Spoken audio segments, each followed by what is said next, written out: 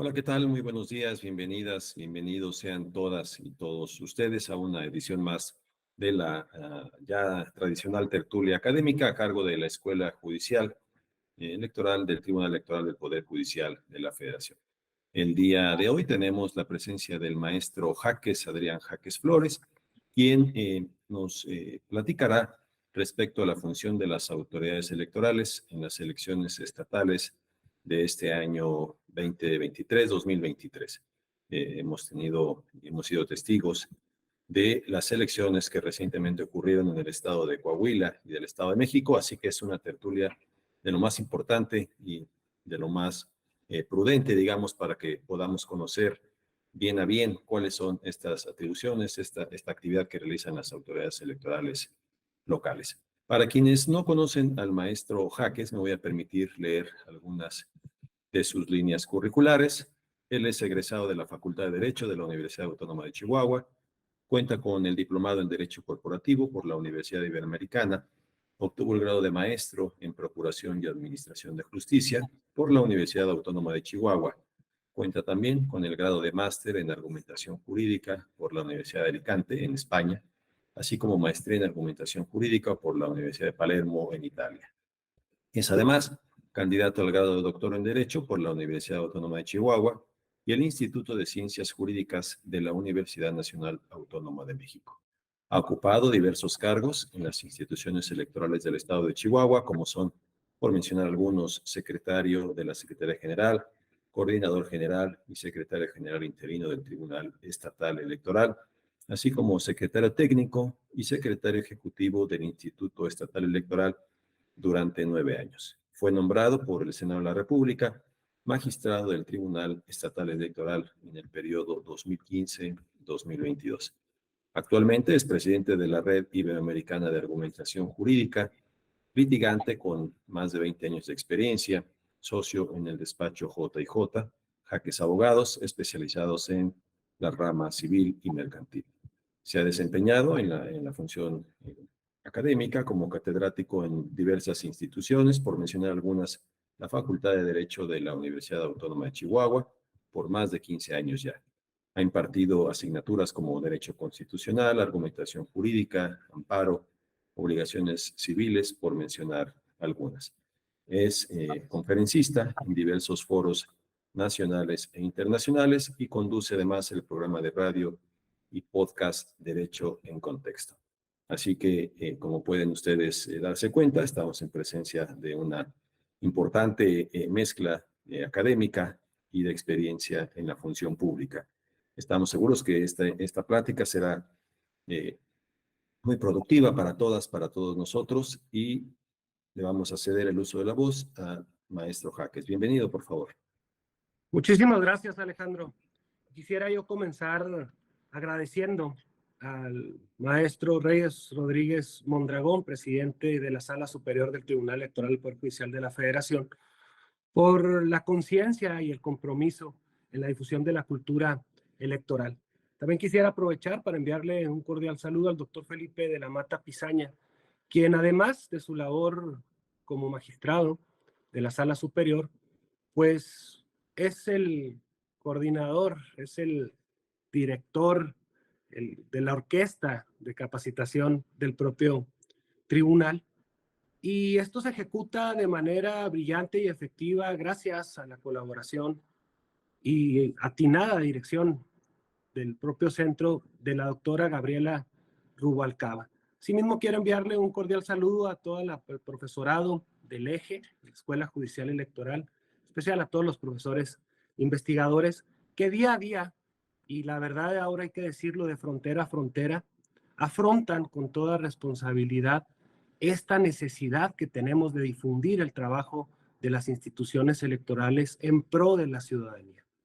Es muy importante y yo celebro que se lleven a cabo este tipo de ejercicios en los cuales pues les he dado seguimiento y me he percatado de las grandes personalidades de diversos puntos de vista, de diversas formaciones, que precisamente el eje ha sido esto, una caja de resonancia para que las diversas expresiones académicas, políticas, sociales, tengan la posibilidad de llegar a los interesados en la materia electoral Pero no solamente a ellos, sino afortunadamente esto ha ido permeando también hacia la ciudadanía, que cada vez se encuentra más politizada, que se encuentra más interesada en lo que sucede en la cosa pública y que abona estos ejercicios de difusión, estos ejercicios de capacitación, a poder cerrar estas brechas que se encuentran en torno a la gran división que se está planteando en nuestro país. Pensar que la realidad en México solamente nos indica estás conmigo o estás contra mí, es sumamente peligrosa. Y en esto es en donde recae la responsabilidad de instituciones, no de personas, de instituciones que los mexicanos hemos venido forjando ya por décadas, que las instituciones van y trascienden más allá de los hombres, más allá de las pasiones, más allá de los arrebatos, incluso de los caprichos o de estas consignas. Hoy por eso, cuando me preguntaron sobre qué tema quería yo platicar, no dudé en señalar que podríamos platicar sobre el ejercicio que se llevó apenas la semana pasada, es decir, esta jornada comicial, tanto en el estado de Coahuila como en el estado de México, ya que nos han dado muestras de una eficacia en el trabajo de las autoridades electorales, de una coordinación. Y esto no es un spoiler, esto es una realidad y por eso quiero iniciar platicando sobre lo que sucedió y qué pasó el domingo pasado, tanto en el Estado de México como en Coahuila, que las instituciones electorales cumplieron. Y esto no podemos para nada ni quitarle mérito ni pensar que sobra de la casualidad. Más de 6 millones de mexicanos acudieron a las urnas a decidir quién dirigiría al Poder Ejecutivo estatal, tanto en el Estado de México como en Coahuila. Se dieron circunstancias, inclusive novedosas en el sistema electoral, que fueron operadas aún en circunstancias sumamente complejas, en ambientes políticos enrarecidos, bajo crisis presupuestales señaladas, pues desgraciadamente, como una moda de ataque a las instituciones electorales. Hoy me siento muy contento de lo que sucedió en el Estado de México, de lo que sucedió en Coahuila, y pienso que puede ser un buen inicio de la gran elección del 2024. ¿Qué fue lo que sucedió al arranque del proceso electoral en estas entidades federativas? Bueno, pues que estábamos inmersos en una discusión nacional sobre un plan A de reforma electoral. Recordemos que el presidente de la República envía una iniciativa al Congreso de la Unión para una reforma amplísima al sistema electoral. Esta gran reforma planteaba incluso la posibilidad de desaparición de los organismos electorales locales, planteaba la desaparición de los tribunales electorales en las entidades federativas, generaba un sistema electoral nacional y además se presentó en medio de una pugna prácticamente diaria y cotidiana entre el Poder Ejecutivo y al menos el presidente del Instituto Nacional Electoral en aquel entonces, el doctor Córdoba.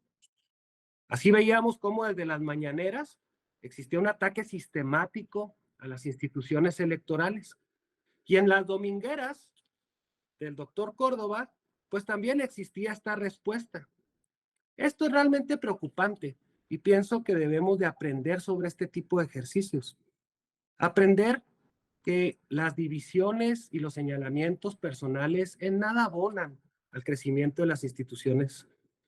Insisto, las instituciones trascienden más allá de los nombramientos temporales de quienes hemos tenido la fortuna de participar en ellas.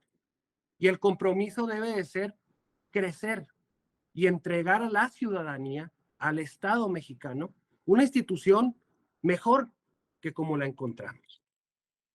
Así entonces, en uso de las facultades constitucionales, porque hay que señalarlo, el presidente de la República entrega al Congreso de la Unión una iniciativa de reforma constitucional amplísima. En un inicio se advirtieron algunas cuestiones que podrían afectar el desarrollo de las elecciones en el país. que podían afectar a la certeza, un valor sin el cual no podemos imaginar a las instituciones electorales, pero tampoco pudiéramos imaginar nuestro presente sin estar ciertos que es precisamente este valor de la certeza, este principio electoral, el que le brindó la posibilidad a las instituciones electorales de ser reconocidas entre la ciudadanía como una de las manifestaciones estatales más confiables. Este debate, que desgraciadamente se dio de manera, pues, no lo más abierto posible, en el cual al momento de iniciar y recoger también expresiones que se habían dado en diversos foros, pues hubo una cerrazón por parte de la mayoría parlamentaria para tratar de modificar esta iniciativa del presidente de la República. Así entonces, transcurrió el tiempo, se generaron diversas expectativas, se generaron, hay que decirlo, pues una serie de temores sobre el futuro de las instituciones electorales. Insisto, en algunos de los casos, en los estados ya se daba por finiquitados la participación de los institutos estatales electorales y de los tribunales electorales. Se hizo patente el riesgo de que al momento de entrar en vigor y de ser aprobadas estas reformas del famoso Plan A, pues generaría una parálisis en el Instituto Nacional Electoral, debido a que este plan reducía de manera sustancial el servicio profesional de carrera. Es decir, afectaba directamente la operatividad del Instituto Estatal Electoral hacia incluso manifestaciones tan sensibles como las del Registro Federal de Electores, que es el contacto inmediato que tiene la ciudadanía para generar su credencial para votar. Una reducción de personal donde se señalaba que no había sido consultado el Instituto Nacional Electoral. Una serie de reformas tendientes a modificar las estructuras del Tribunal Electoral del Poder Judicial de la Federación sin que se hubiese consultado a expertos, a la academia, a interesados en la materia o al propio tribunal sobre las posibilidades de mejora y de adelgazamiento incluso de las estructuras burocráticas. Tampoco hacia las entidades federativas hubo por parte del Congreso de la Unión un llamado para ver cuáles eran las realidades que enfrentábamos, y digo enfrentábamos porque en aquel entonces yo todavía fungía como magistrado. Desde las organizaciones, tanto de la Asociación de Tribunales Electorales de la República Mexicana, la TERP, como de las asociaciones de consejeras y consejeros electorales, es decir, de aquellas agrupaciones que corresponden al ámbito administrativo electoral en las entidades federativas, se habían hecho documentos serios, se había acudido a los foros en los cuales se nos había llamado durante el tiempo anterior, precisamente para aportar, conscientes de que toda institución tiene la posibilidad de mejorar.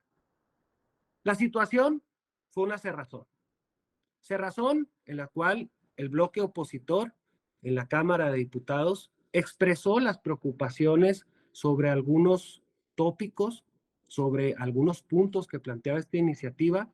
No hubo la posibilidad de discusión, se llega al momento de la votación, no se alcanza una votación calificada, es decir, de las 2/3 partes de los integrantes del Congreso, e inmediatamente durante la tarde se presenta en manos del secretario de Gobernación, el licenciado Adán Augusto López, una iniciativa a la cual denominaron el Plan B.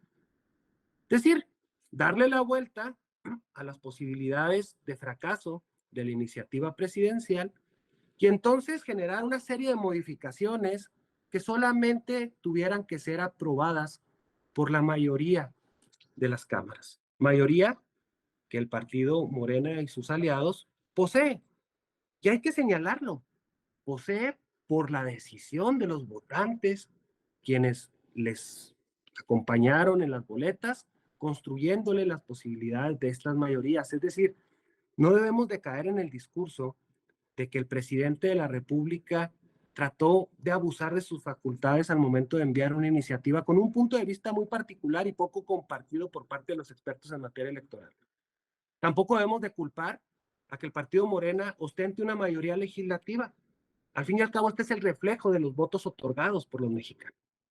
Sin embargo, sí debe observarse la premura y la violación de los procesos legislativos al momento en que identificas que existe una gran posibilidad de fracaso en la aprobación de esta iniciativa e inmediatamente llegar con un plan B. Con este plan B que causó un gran revuelo, porque si el plan A era preocupante, el plan B lo era peor. Es decir, al parecer se tomaban decisiones poco razonadas y lo peor, ni siquiera con la posibilidad de ser examinadas, porque entonces por un acuerdo legislativo se tenía que aprobar por fast track. Inclusive pasaron a la historia algunas frases que realmente son preocupantes en un Estado democrático, en los cuales algunos legisladores y legisladoras señalaron que a estas iniciativas no se les movería ni una sola coma. Y esto es peligroso, porque atenta contra la naturaleza del debate legislativo en las cámaras. Atenta contra el ejercicio democrático, deliberativo, de poder constatar y constatar los diversos puntos de vista para construir acuerdos, para construir al menos, si no unanimidades, sí uniformidades, porque esta es entonces la expresión más pura y válida de la política, generar acuerdos con independencia de los puntos de vista ideológicos. Además, hay una característica en las reformas de las leyes electorales. No hagan lo que no quieres que te hagan. Y en el momento en que las mayorías piensan que van a ser mayorías por siempre, pueden cometer el error de generar excesos en las reformas en materia electoral sin tomar en cuenta la oposición, y cuando los papeles se revierten, porque se van a revertir, ¿cuándo? No lo sé, no soy adivino, pero me ostento de ser un buen historiador, y en México las mayorías parlamentarias, al menos en las últimas 3 décadas, han tenido diversos colores, diversos rostros, diversas conformaciones. Y entonces es muy importante que las legisladoras y los legisladores entiendan que las modificaciones a las normas electorales deben de ser producto del consenso. Porque cuando un proceso electoral inicia con la problemática de que el gran problema son las reglas del juego, estamos ante la inminente posibilidad de que este proceso electoral pueda ser un fracaso. Así entonces, arrancaban los procesos electorales en el Estado de México y en Coahuila, sumidos en este ambiente de incertidumbre por inclusive el marco legal a aplicar. Los ojos de México en materia político-electoral se centraron a partir de finales de 2022 y durante todo este semestre en 2 estados, en el Estado de México y en el Estado de Coahuila. Sin embargo, debo señalarlo, que la preocupación no era sobre las necesidades que tenían los organismos electorales administrativos, tanto el INE como el OPLE de Coahuila, para lograr sus objetivos. No se centraron en la situación presupuestal planteada en el mes de diciembre por parte de los congresos estatales del Estado de México y de Coahuila. No se percataron ni era de interés verificar si el Instituto Nacional Electoral tendría los recursos suficientes para cumplir con sus obligaciones constitucionales en Coahuila. Desgraciadamente se centraron en ver cómo se iban a conformar los bloques políticos. Es decir, por parte de los partidos políticos, el interés era única y exclusivamente político partidista, sin cuidado de las instituciones.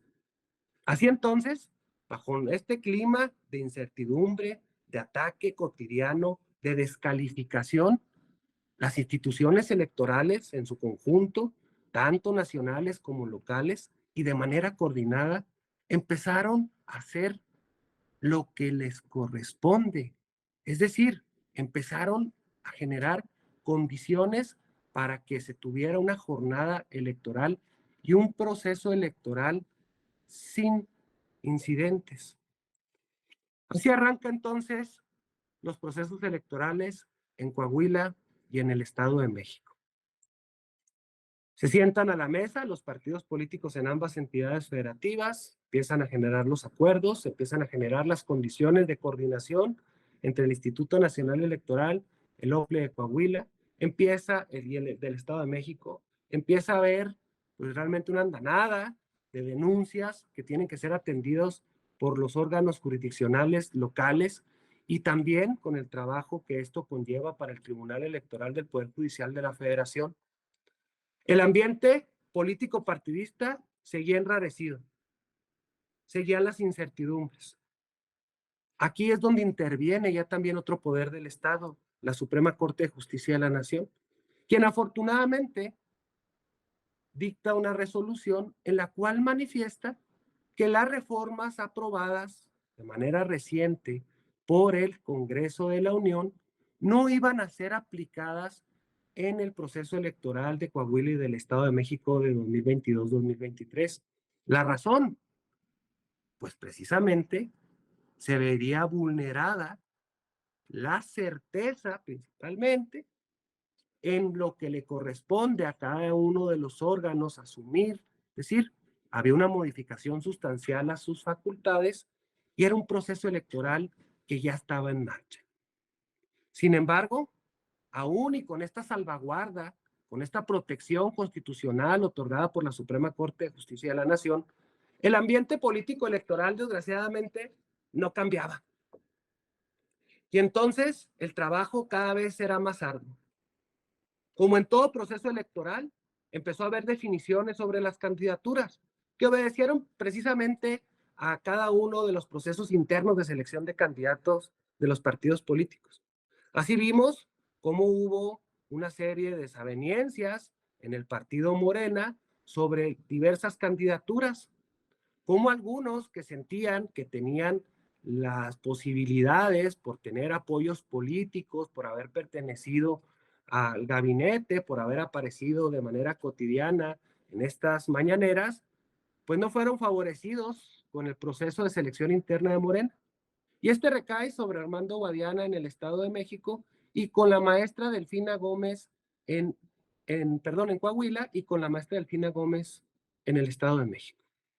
Menciono a ellos dos porque fueron las primeras definiciones sobre esta denominación que le tienen de delegados de la defensa de la 4T, o algo así es la figura que han creado también para poderle dar un poquito vuelta a la legislación y aprovechar el posicionamiento anticipado de esto. Después los intereses nacionales estaban sobre cuál iba a ser la definición del bloque opositor. Si a Coahuila le iban a entregar candidatura mujer, si en el Estado de México iba a ser un hombre, si iban a ir juntos, si se iba a mantener este bloque del PRI, PAN y PRD, y luego ingredientes extraordinarios en cada una de las entidades federativas. Una decisión de no participación de MC, lo que cual genera dos bloques directos y choque de políticas y propuestas completamente disímbolas en el Estado de México y una serie de manifestaciones inesperadas, por decirlo menos, en Coahuila en cuanto a la conformación del bloque oficialista que ha sido tradicional y que se sigue manteniendo inclusive en el Congreso de la Unión, como era el Verde, el PT, junto con Morena. En el caso de Coahuila, tanto el Verde como el PT postularon precandidatos y señalaron que en esta ocasión no iban conjunto con Morena. Y hay que agregar otro factor. En el estado de Coahuila existe también un partido local en el cual tiene una presencia importante, sobre todo en el norte de Coahuila durante muchos años. Y me señalo estos procesos de selección de candidatos hacia el interior de las entidades federativas, porque insisto, aun y cuando los ojos estaban puestos en Coahuila y en el Estado de México, estaban sobre otro interés y no sobre la preocupación de la organización y celebración de las elecciones.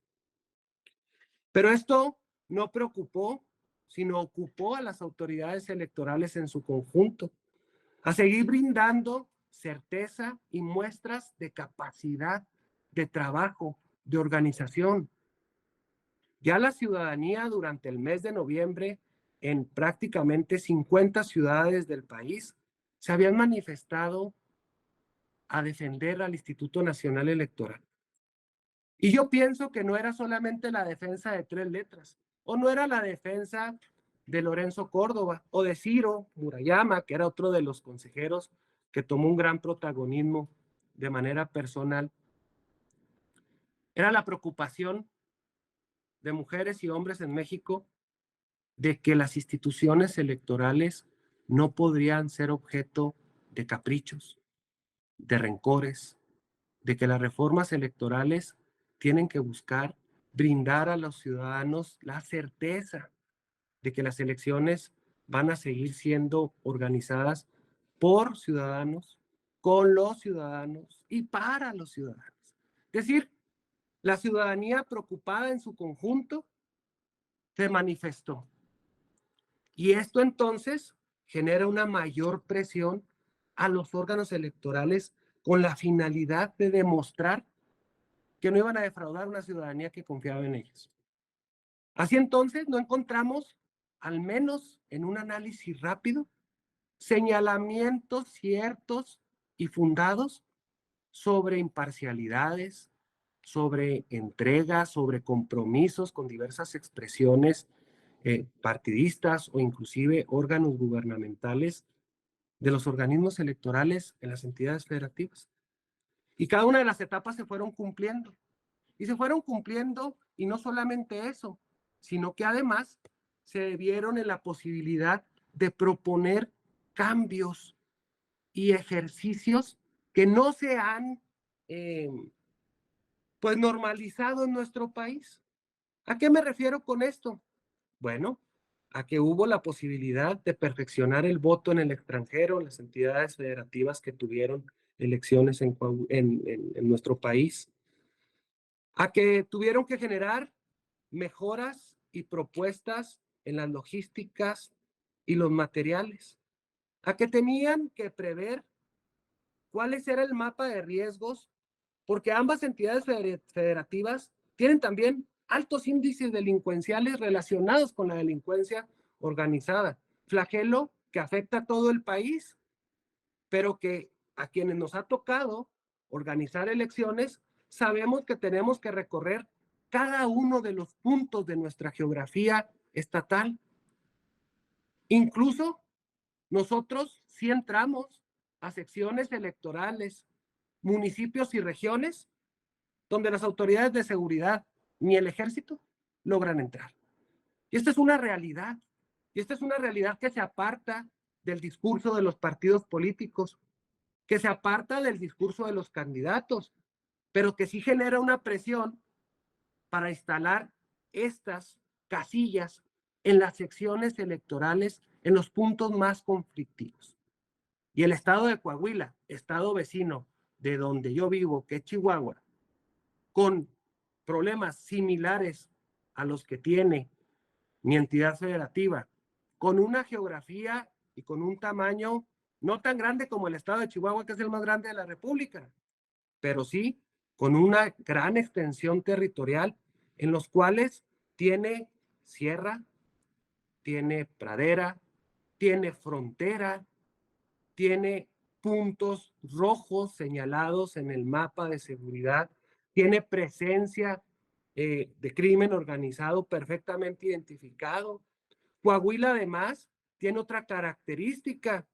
Su capital no es ni la ciudad más poblada ni la más fuerte económicamente.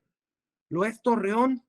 Por lo tanto, se tiene que desplegar una serie de esfuerzos extraordinarios y que no obedecen, y hay que decirlo con todas las letras, a una visión federal del Instituto Nacional Electoral.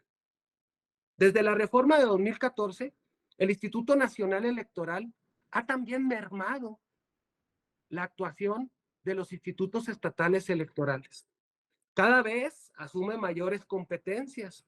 Cada vez el Consejo General, de manera desafortunada, dicta una serie de reglamentos que van por encima en la realidad de las propias legislaciones estatales y en algunos casos de las constituciones.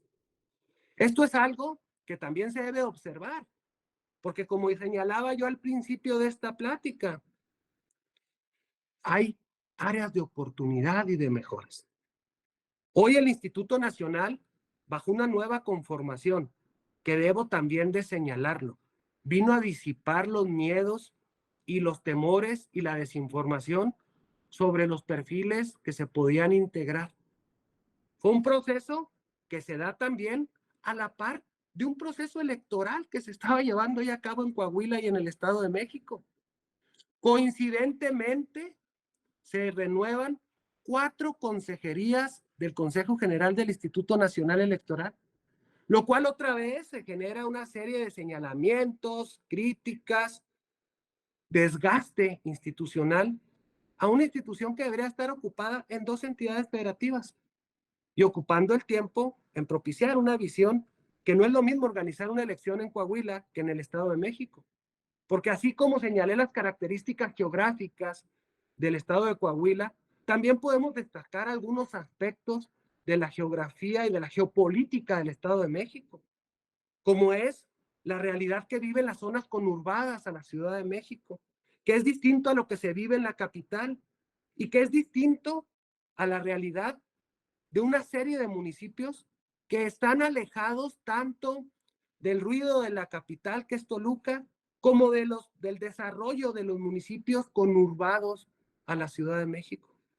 Estas regiones rurales, estas regiones serranas, que tienen aparte características de retos importantes, como incluso pueden ser el idioma, como incluso pueden ser el respeto a las condiciones sociales de los grupos originarios, en los cuales se cuentan por cientos en el Estado de México.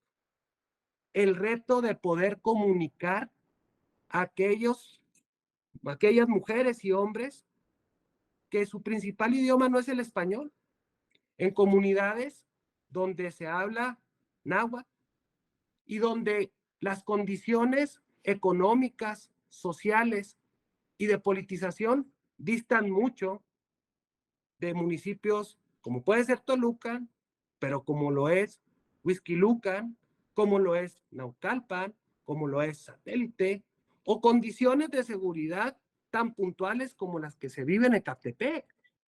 Es decir, los retos en las entidades federativas para las autoridades locales son mayúsculos y no se pueden manejar a control remoto, no se pueden manejar desde un sillón y desde un escritorio en la Ciudad de México. Y esto es algo que se debe de entender por parte del Instituto Nacional Electoral. Pienso que hoy, y retomo lo del nombramiento de estas nuevas consejerías, están integradas por 4 mujeres y hombres que son profesionales, que tienen trayectorias reconocidas en el ámbito electoral, que afortunadamente 3 de 4 tienen experiencia en los órganos administrativos electorales en las entidades federativas, que al menos 2 de 4 tienen experiencia jurisdiccional y conocimientos que logran avalar que iban a ser capaces de subirse a una maquinaria que ya estaba en proceso, que iban a poder generar bajo una sensibilidad, bajo una óptica federal, las necesidades y el apoyo que se debería de generar. Así entonces, bajo la amenaza de la desaparición, bajo una incertidumbre producto de un trabajo legislativo, de una iniciativa, bajo unas condiciones de cambios en 4 de 11 consejerías del Consejo General del INE, bajo un ataque sistemático también al Tribunal Electoral del Poder Judicial de la Federación, bajo una presión presupuestal inédita, replicada desgraciadamente en los congresos locales y en el Congreso de la Unión, específicamente en la Cámara de Diputados, bajo un clima de polarización política, bajo un clima de inexistente diálogo político, se llega a la posibilidad de que los procesos electorales, tanto en el Estado de México como en Coahuila, siguieran su rumbo. Arrancaron las campañas electorales, y las campañas electorales, como en todas las campañas electorales en las cuales yo recuerdo, en las que he participado y también en las que he estudiado, pues tienen una característica, que los partidos políticos y sus candidaturas se pintan como apaches y están dispuestos a ir a la batalla, que se ponen estas corazas y estas armaduras para tratar de conquistar a la ciudadanía, para tratar de permear sus propuestas, pero también para denostar al oponente, donde hay equipos especializados en tratar de estar enrareciendo las elecciones. Y es aquí donde se pone a prueba la fortaleza de las instituciones. Y hoy podemos señalar con toda claridad que ninguno de estos intentos por dinamitar la organización de las elecciones en el Estado de México y en Coahuila tuvieron efecto alguno. Había agoreros del desastre en los cuales señalaban que las elecciones ni siquiera se iban a poder llevar a cabo. Hubo voces muy identificadas en el Estado de México, sobre todo del partido Morena, que señalaban que se avisoraba un fraude, que avisoraban y decían que las instituciones estaban vendidas, corrompidas, que existía una relación con el Ejecutivo Estatal, que los integrantes de los OPLES y del tribunal estaban completamente en manos de las estructuras del Partido Revolucionario Institucional y del titular del Ejecutivo, Alfredo del Mazo. Durante meses escuchamos que las instituciones electorales del Estado de Coahuila estaban bajo el poderío de los Moreira, que no había nada que iba a poder pasar por enfrente, que todo estaba completamente arreglado.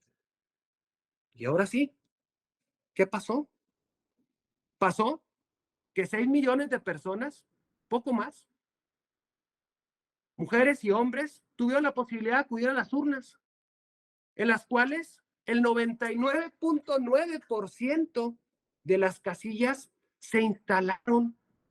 99.9%, lo cual nos hace patente que las instituciones electorales siguen cumpliendo a México, siguen siendo parte fundamental para propiciar paz social, que se traduce en un desarrollo humano, que se traduce en un desarrollo económico, que dan condiciones de certeza de que independientemente de los dimes y diretes, producto de las pasiones, de la ignorancia o de las consignas, la ciudadanía mexicana tiene la posibilidad de seguir organizando sus elecciones. Aspectos que se deben de mejorar. Muchos. Tenemos que ser autocríticos desde la ciudadanía hacia la conformación de los órganos electorales. Y digo desde la ciudadanía porque también, y lo he vivido durante cerca de los 20 años en los cuales estuve dentro de la burocracia electoral, que en los foros y organizaciones que se hacen, eventos, en la mayoría, pues nos encanta estarnos platicando entre nosotros. Nos encanta que vayan y digan que qué bien está todo, que qué bien hacemos las cosas, que esa es la característica de un autoelogio, de un autoaplauso. Tenemos que entender desde la ciudadanía que las instituciones electorales no son de unos pocos, que es un haber que hemos construido las mexicanas y los mexicanos, al menos desde la década de los 90 que se vieron materializadas, del siglo pasado. Pero no porque este no fuera un anhelo que se señalara durante décadas del México posrevolucionario. Pero al momento en que las tenemos materializadas, la ciudadanía tiene que incidir en ellas, tiene que incidir desde la revisión de las iniciativas en el legislativo, tiene que incidir desde la participación en los foros de reformas que se dan por parte de los congresos estatales y del Congreso de la Unión. Tiene que incidir en la conformación de los consejos locales, municipales, estatales, tanto del INE como de los OPLES. Tiene que incidir en abrirle la puerta a los capacitadores y tomarse un tiempo de 2 a 3 horas y dedicarle un domingo a la tranquilidad de sus comunidades. La ciudadanía no puede verse jamás alejada de algo que le corresponde, que es decidir quién nos gobierna. Existen también, dentro de todo lo que salió muy bien, datos que nos arrojan una baja participación electoral. Porque hablar de que nos podemos sentir satisfechos con un 46% de participación en el Estado de México o apenas el 50% en Coahuila, cuando en todos los medios de comunicación de manera diaria durante 8 meses no se habló absolutamente nada más que de estos procesos electorales, algo está fallando.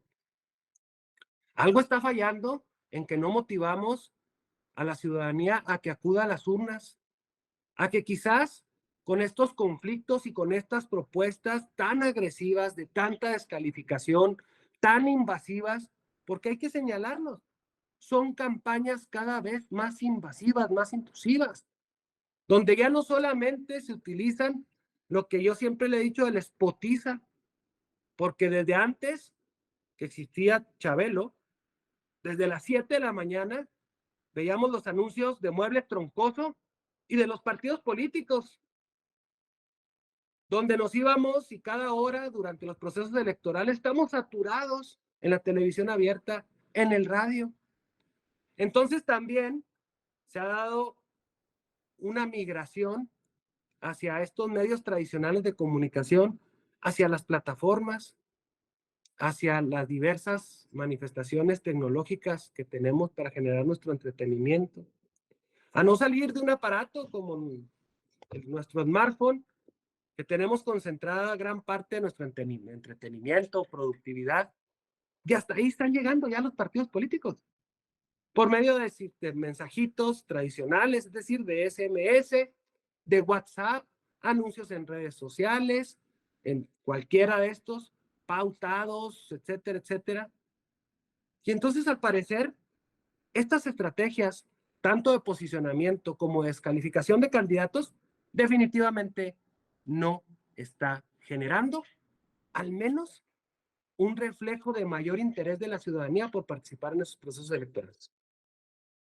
Pienso entonces que los institutos electorales y los tribunales en su conjunto, nacionales y locales, deben de preocuparse por generar estrategias hasta 2024 que propicien una mayor participación electoral.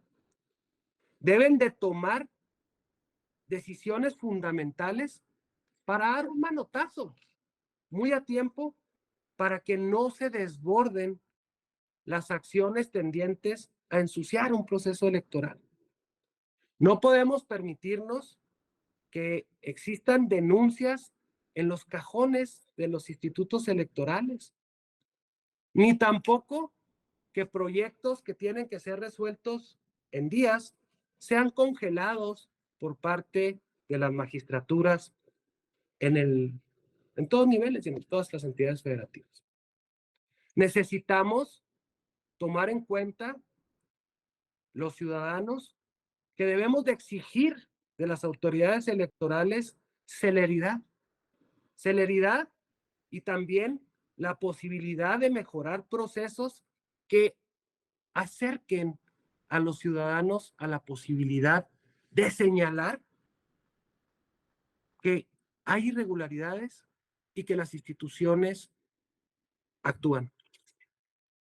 Hoy pienso que vamos un poco tarde en eso, ya que desgraciadamente hay un despliegue publicitario y hay una decisión y unas manifestaciones, y hay que decirlos, propiciados desde la titularidad del Ejecutivo Federal, desde Palacio Nacional, las conferencias mañaneras.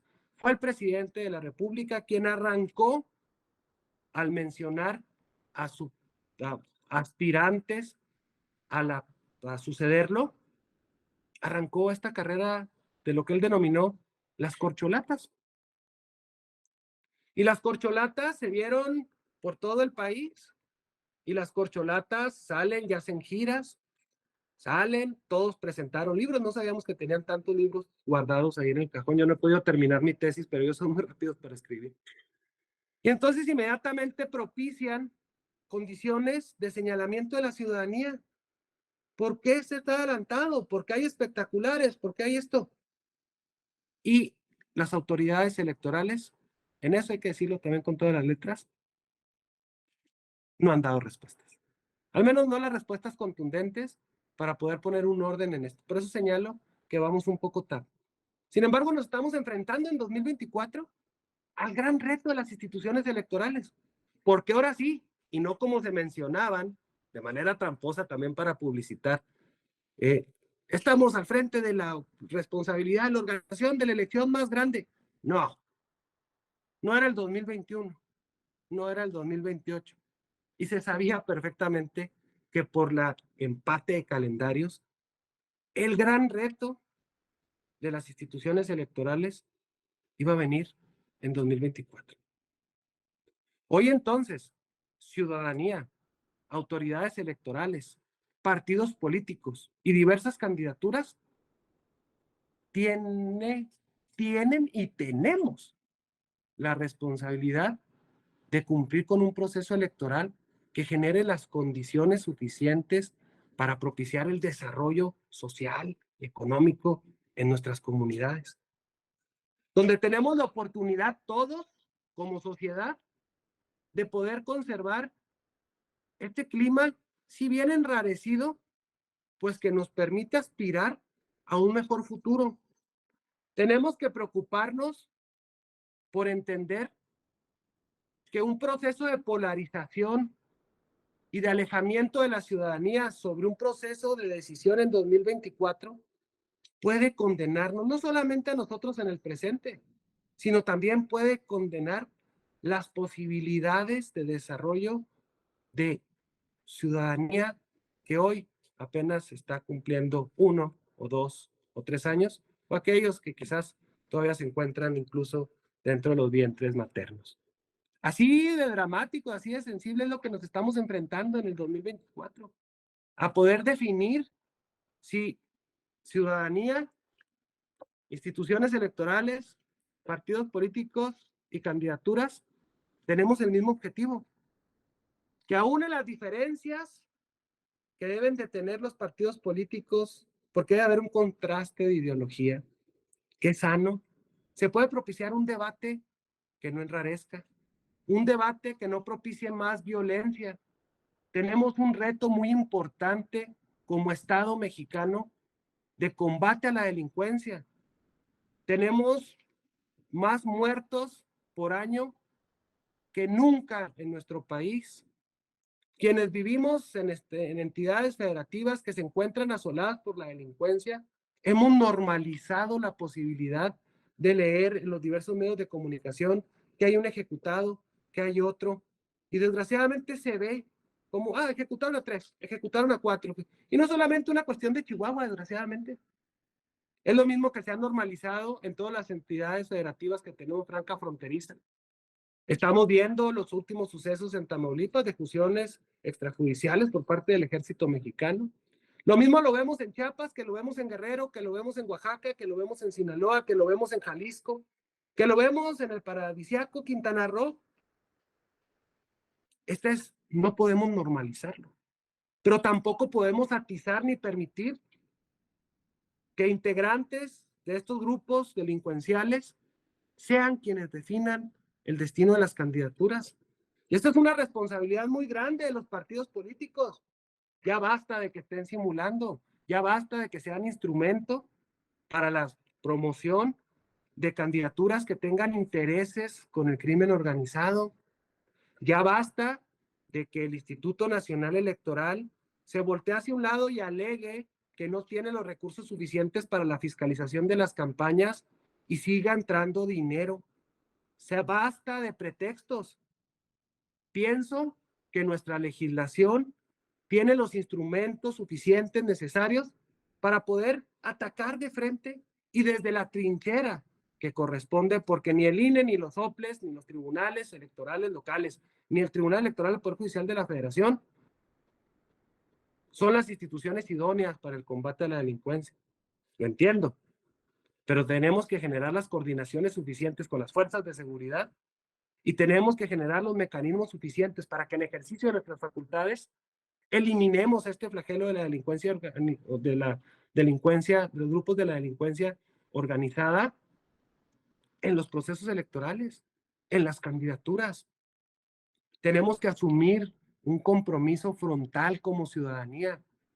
No podemos quedarnos apáticos ni podemos quedarnos dormidos. Hoy hay retos hacia estas elecciones del 2024. Ya se dio en diversas entidades federativas el voto de personas privadas de su libertad. Ya ahora, afortunadamente, en el Estado de México se hicieron ejercicios con urnas electrónicas. Ya ahora los conteos, y así como sucedió en 2021, volvieron a coincidir las estimaciones de los conteos rápidos, que son estos mecanismos estadísticos previstos en la ley, es decir, no son encuestas de salida. Eso hay que señalarlo muy claro y pienso que hace falta propiciar mayor comunicación para el entendimiento de estas figuras en la ciudadanía. Coincidieron con los PREPs. Otra vez, a nadie se le cayó el sistema. Otra vez, no hubo señalamientos de fraudes. Otra vez, la ciudadanía pudo ir a emitir su voto en paz porque las casillas estaban abiertas y estaban dadas las condiciones. Pero otra vez, hay señalamiento de compra de votos. Otra vez, hay intervenciones de diversas expresiones del poder público en el desarrollo del proceso electoral. Otra vez, vemos descalificaciones y propaganda negra tendiente a denostar a las diversas candidaturas y a las propias instituciones electorales. Insisto, las autoridades electorales no somos policías, no. La ciudadanía tampoco les hemos conferido a las instituciones electorales estas facultades. Estoy cierto. Sin embargo, coadyuvando en esfuerzos, generando las coordinaciones suficientes, podemos como Estado mexicano propiciar condiciones de mejor desarrollo político, de realmente generar condiciones donde aspiremos a vivir en un Estado democrático constitucional. No debemos normalizar los excesos del poder, aun y cualesquiera que sean sus manifestaciones y orígenes partidistas. No podemos ser la ciudadanía ajenos a lo que sucede en una de las características de la República, que es precisamente la renovación del poder público. Tenemos enfrente entonces el gran reto de enfrentar de manera conjunta el proceso de 2024. Ciudadanía, instituciones electorales, partidos políticos y diversas candidaturas.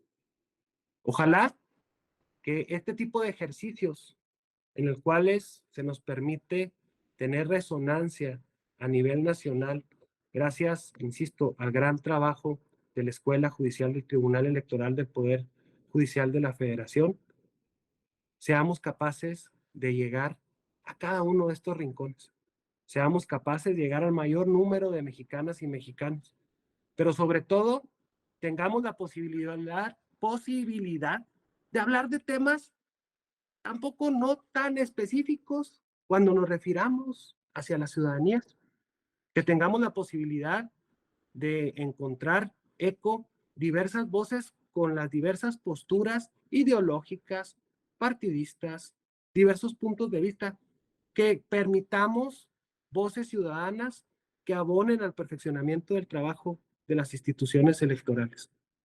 Que sigamos teniendo en nuestro país instituciones democráticas integradas por ciudadanos y que sigamos la ciudadanía siendo el factor fundamental para la renovación del poder público. Yo les agradezco muchísimo la oportunidad de poder participar en estas tertulias que ahora en esta ocasión, pues bueno, me tocó hacer el monólogo de la tertulia, pero ojalá que estas reflexiones queden en algo, siembren alguna duda y siembren el interés por seguir participando en nuestro país. De nuevo, al Tribunal Electoral del Poder Judicial de la Federación y a la Escuela Judicial Electoral, mi agradecimiento de todo corazón.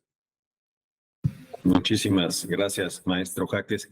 Voy a permitirme preguntar a quienes están en esta aula virtual si alguien tiene alguna duda, algún comentario, en lo que alguien se anima a realizar las preguntas, maestro. Quisiera pues agradecerle esta muy interesante charla en la que yo me atrevería a destacar tres grandes pilares sobre los que descansa su participación. Primero, nos ha dejado de manifiesto, y así sucedió en las elecciones, que el sistema electoral funciona. Le preguntaríamos si entonces la gran reforma, cada vez que hay un gran proceso federal electoral, se habla de reformas, si la gran reforma a la luz de la manifestación de la fortaleza de las instituciones tendría que girar a ver entonces hacia el sistema de partidos. Sería una primera pregunta. Si la crisis está entonces en los partidos. El segundo eje sobre el que identifico que construyó su charla es el tema de la participación ciudadana. ¿Qué está faltando en el sistema para que la gente participe, para que la gente salga y manifieste su voluntad? Un candidato, hipotéticamente hablando, con un 25% de la aprobación de los que participaron, da cuenta que hay un 75% del resto del padrón, que si bien no hay un rechazo, tampoco hay una aprobación. Parece que ahí también hay un área de oportunidad importante para el sistema en su conjunto. Y el tercero, y muy importante, tristemente lo tengo que decir, la incidencia que ocurre en las entidades fuera del centro, la participación del crimen organizado. Yo destacaría esos tres puntos y dejaría en el aire si usted tiene a bien comentar sobre esto. Muchas gracias. Muchas gracias, Alejandro, por estos comentarios. Las reformas deben darse.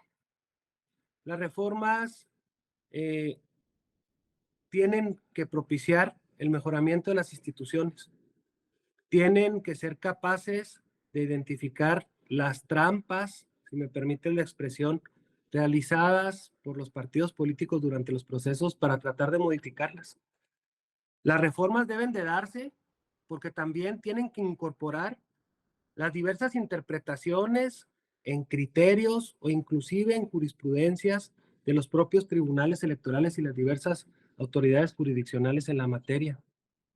Deben de darse las reformas porque la ciudadanía avanza, es dinámica, porque hay nuevas maneras de comunicar, porque cada vez existen diversas redes sociales.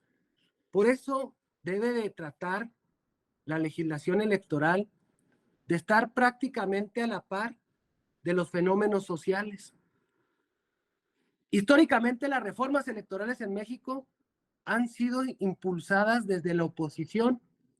Se termina el proceso electoral y si la oposición propone una serie de cambios, tiene razón esto, aspiran al siguiente proceso electoral. Si limitan esos aspectos, aspiran a poder a llegar al poder, aspiran a tener una mayor incidencia en las votaciones. Sin embargo, hoy, pues fue la propuesta elaborada desde el titular del Ejecutivo, previo al arranque de un proceso electoral, sin consulta a la oposición. Y entonces esto es lo que enrareció. No es que el presidente no tenga facultades para proponer una iniciativa de reforma. Claro que las tiene y celebro que las ejerza. Sin embargo, hay que también identificar los tiempos de los procesos electorales. Y esta reforma era invasiva, sin consulta y desde mi punto de vista, completamente fuera de tiempo. El reto de la participación electoral, pues es multifactorial. Cuando tuve la oportunidad de ser secretario ejecutivo del Instituto Estatal Electoral en mi entidad federativa, pues había municipios en los que votaban el 13%. Nos dimos cuenta de que este municipio en particular, pues la mayoría de su población es de origen menonita, identificado con el grupo étnico de los menonitas, los cuales tienen el día domingo, pues prohibida cualquier actividad, salvo las de índole religioso.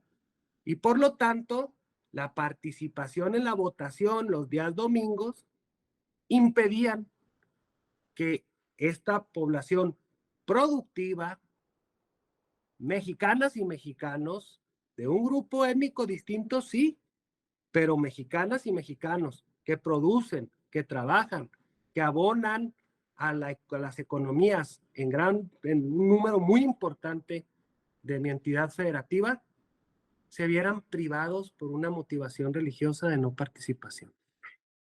Teníamos que entender eso, porque están focalizados en ciertos municipios. En el caso en Juárez, que es frontera, que es donde se concentra el 43% de los votantes en mi entidad federativa, pues también había una participación cercana al 20%, que hay que señalarlo. La ciudad hermana en los Estados Unidos, El Paso, Texas, en los cuales entre las dos conforman la urbe fronteriza más grande de la frontera con México y Estados Unidos, porque no se confundan, no está en Tamaulipas, no está en Nuevo León, no es Tijuana. La conformación más grande de población transfronteriza es Ciudad Juárez y El Paso.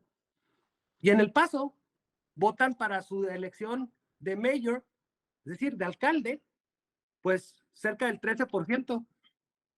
Entonces, no son fenómenos que solamente sean producto de México, sino hay un fenómeno mundial de apartamiento de la ciudadanía hacia los procesos electorales. Pero ¿qué señalo con estos dos fenómenos que he mencionado de mi entidad federativa? Que necesitamos ser capaces de generar estudios suficientes por entidad federativa, por región, dar tiros de precisión, con todo respeto. Los materiales hechos desde un escritorio en las oficinas del Instituto Nacional Electoral en Tlalpan no corresponden en lo absoluto a las realidades que se viven en la Sierra Tarahumara, no corresponden en lo absoluto a los retos de una comunidad de hijos de migrantes que están en Tijuana, no corresponden a las condiciones que se generan en la Sierra Gorda del estado de Guerrero, no corresponden a las condiciones de marginalidad y de exclusión social en las periferias de las grandes ciudades. Basta de ejercicios desde un escritorio, basta desde ejercicios creados desde una óptica nacional, o volteamos a ver las realidades de 32, por decirlo menos, Méxicos distintos y respetamos las expresiones de los mosaicos culturales, o también las voces que han señalado que el INE no se toca serán inversamente proporcionales a las que van a exigir un trabajo con una óptica federal. ¿Qué hacer con el abstencionismo? Ponernos a estudiar los fenómenos particulares, no solamente a tener ideas, sino a llamar a las instituciones de educación superior, llamar a los grupos de la sociedad civil organizada, escuchar y hacer tiros de precisión, no bazucazos desde un escritorio en la Ciudad de México. Y el caso del crimen organizado, insisto, es un flagelo nacional. Es un flagelo que desgraciadamente tiene manifestaciones también en las grandes urbes. Tiene manifestaciones en la Ciudad de México, donde hay colonias, secciones electorales, donde a cierta hora no se puede transitar, donde no te recomiendan que estés, pero donde las mujeres y hombres que asumen el reto de capacitar a la ciudadanía van, tocan, cumplen con las metas. Y aún en esas secciones tan problemáticas se instala una casilla. Desde las instituciones electorales, entonces, en materia de organización de las elecciones se está cumpliendo. Pero hay una clara tendencia de las dirigencias municipales, estatales, de todos los partidos políticos, y quiero ser muy claro, de todos los partidos políticos, para abrir las puertas por temor, por interés, por rentabilidad electoral o por supervivencia, porque hay que decirlo también, de personas ligadas al crimen organizado que son postulados. ¿Y qué es lo que sucede? Que parece como si hubiera un acuerdo entre los propios partidos políticos para no señalar y para voltearse hacia otro lado. Entonces ahí es donde tienen que entrar las autoridades electorales. Si bien es cierto, no en función de policías, sí a ponerle un ojo porque es del dominio público esto. Entonces, si bien es cierto, no se tienen los recursos para poder andar detrás de cada candidato a ver dónde mata una vaca y le hace barbacoa, dónde degolló al chivo y dónde echó al marrano a las carnitas para ir fiscalizando, sí hay ciertas elecciones en las cuales se debe poner mayor atención. Y sí debe haber una presión por parte de la ciudadanía para que se endurezcan los requisitos de elegibilidad. Aún y cuando comparto la defensa de los derechos humanos en materia política electoral, por el bien de nuestra seguridad, hay ciertos requisitos que debemos de llevar a la práctica.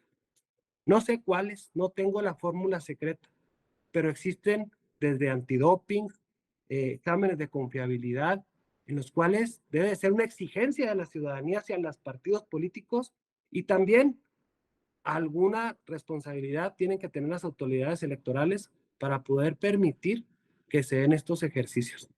Si nosotros seguimos permitiendo y abrimos la puerta a estas expresiones criminales y las normalizamos por medio de las boletas electorales, nos estamos condenando a que entonces quizás sea cruzar el Rubicón. Y aún, y cuando hay expresiones internacionales en las cuales se ha podido revertir, sería un costo por décadas que quizás estaríamos condenando a nuestro país a otra realidad. Muchas gracias por la respuesta, maestro. Consulto respetuosamente si alguien en la sala tiene alguna pregunta, algún comentario. Estamos prácticamente sobre el tiempo. Claudia, por favor, si es tan amable de abrir su micrófono. Okay. Muchas gracias, buenos días. Me presento, soy Claudia Mendoza, actualmente soy supervisora del INE en el distrito 18, 17 a nivel estatal. Destaco la participación de lo que nos presenta el maestro, es una radiografía muy puntual de lo que fue el proceso electoral, sobre todo en el Estado de México. Mi distrito es un distrito cuya población está dividida en zona popular, tradicional y la zona residencial. Destaco la participación de la zona residencial entre un 55 y 60% de la participación. Destaco también el hecho del uso de las redes electrónicas. Bueno, no tengo preguntas, solamente felicitarlo por su gran ponencia. Como usted indica, todavía falta mucho para hacer, sobre todo en las actividades de campo. No es lo mismo estar en una oficina, que es, ¿cómo se llama?, de estar pidiendo números, esto, otro, y ya llevarlo a la realidad. Lo felicito, maestro, por su gran ponencia. Gracias. Muchas gracias, Claudia, por tus comentarios y pues muchas felicidades porque puedes estar muy satisfecha del que el trabajo pues se realizó con la frente en alto y sé de los esfuerzos que como tú, mujeres y hombres en el Estado de México realizaron para poder dar estas cuentas a la ciudadanía que de verdad nos debemos de sentir muy contentos todos en nuestro país. Muchísimas gracias a Claudia y al maestro Jaques. Consulto si alguien más tiene alguna pregunta, algún comentario. Y de no ser así, maestro, por favor, vamos a solicitarle si nos dirige un mensaje final, por favor. Muchas gracias, claro, Alejandro, y a todos quienes se tomaron el tiempo de poder estar en esta sesión de las tertulias, invitarlos a que cada vez desde las diversas expresiones, desde las diversas trincheras, asumamos el compromiso de generar un México democrático, que seamos capaces de ser críticos, de que seamos capaces de poder exigir de las autoridades en los diversos niveles de gobierno, así como de las autoridades electorales, el pleno cumplimiento de nuestro marco normativo. El gran refugio que tenemos la ciudadanía es nuestra Constitución. Ese fue el origen de ella, limitar el ejercicio del poder público, ordenar las expresiones estatales para que el poder actúe en beneficio de nosotros los ciudadanos. Hoy tenemos el reto de poder participar en la gran elección del 2024. Asumamos cada uno desde nuestra trinchera con un mensaje propositivo, con un mensaje de propuesta, con un mensaje de exigencia, de trabajo, de cumplimiento. No podemos permitirnos alejarnos, ser ajenos a algo que sin duda, si lo hacemos, será nuestra gran recompensa. Generar un México mejor para todas y todos. De nuevo reitero mi agradecimiento al Tribunal Electoral del Poder Judicial de la Federación, a la Escuela Judicial, pero sobre todo a ti que me estás escuchando. Muchas gracias. Muchísimas gracias, maestro Jaques. A nombre de la doctora Gabriela Rubalcaba, directora de la Escuela Judicial Electoral, de las magistradas, los magistrados del Tribunal Electoral del Poder Judicial de la Federación, agradecerle su presencia, que haya podido compartir con nosotros su visión, su experiencia en estos momentos en donde México ya está en un proceso electoral que no se detiene, estamos a toda velocidad, por lo que agradecemos mucho que comparta con nosotros, por supuesto, la experiencia que ha logrado acumular a lo largo de estos años. Así que, sin más, agradezco a todas y a todos su presencia en esta tertulia y les esperamos a la próxima. Muy buenas tardes.